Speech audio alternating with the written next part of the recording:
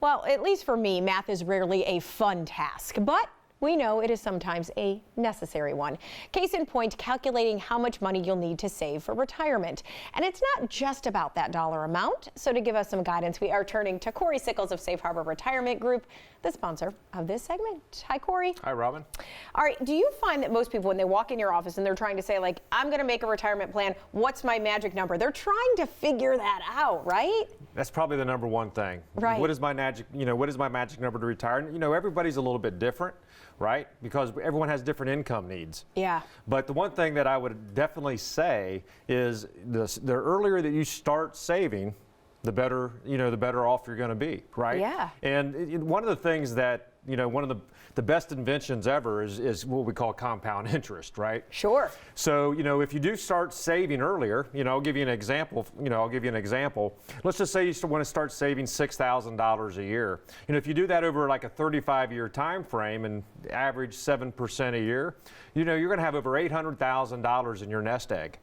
However, and this is what happens a lot of people try to save, later on in life. They're trying to catch up, right? They say, "Oh, I didn't do it in my 20s." That's right. So if you save the same amount, $6,000 a year for only 15 years, you're only going to have about $150,000 saved. Wow, that's huge. Yeah. So the whole key of it is you want to start early, and you want to be consistent.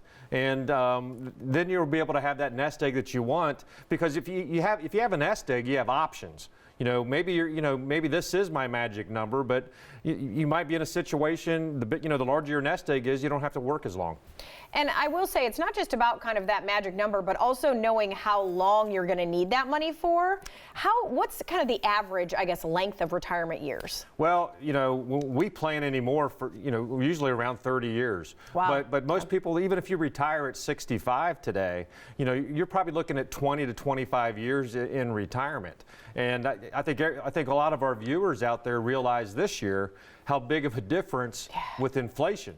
Yeah. Right? I know everyone's getting a nice little 8.7% increase on Social Security next year, but cost of goods have went up, and you need to be able to rely on some of that savings that you have in order to keep up with inflation.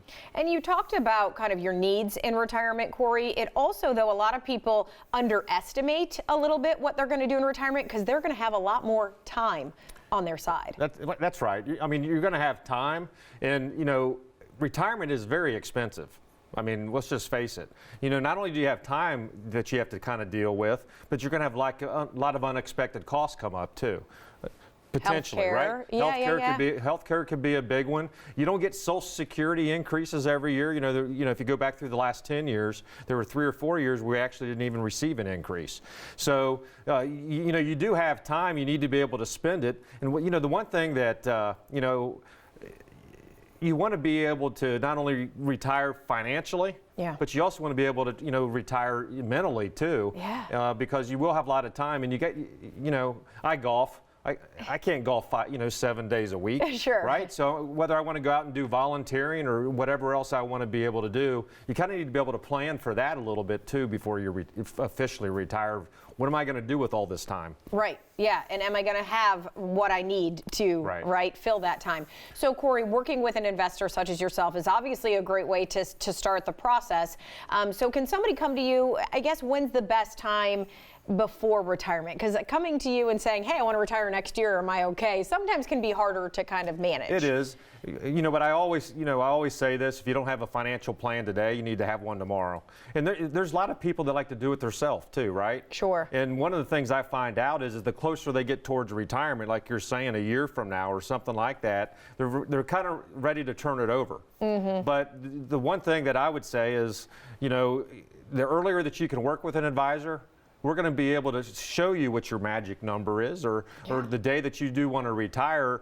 Am I going to potentially run out of money? There's also a chance for us to be able to educate you on a lot of different products and services and Social Security and Medicare and tax planning. There's a lot of things that kind of go involved with that we can really help you out with. Yeah, and you don't think about that as just a person all the time until it's too late. So the advisors are going to put that in your face kind of day one. We're going to look at all of this. You do complimentary consultations, right? So someone just reach out and set that up? Yep, you can visit our website at safeharboroh.com or give us a call at 614-760-0670. We have a location in Dublin and Easton. So yeah, it's all meetings are complimentary and there's no obligation. All right. Perfect. Cory, thank you. Thank you, Robin.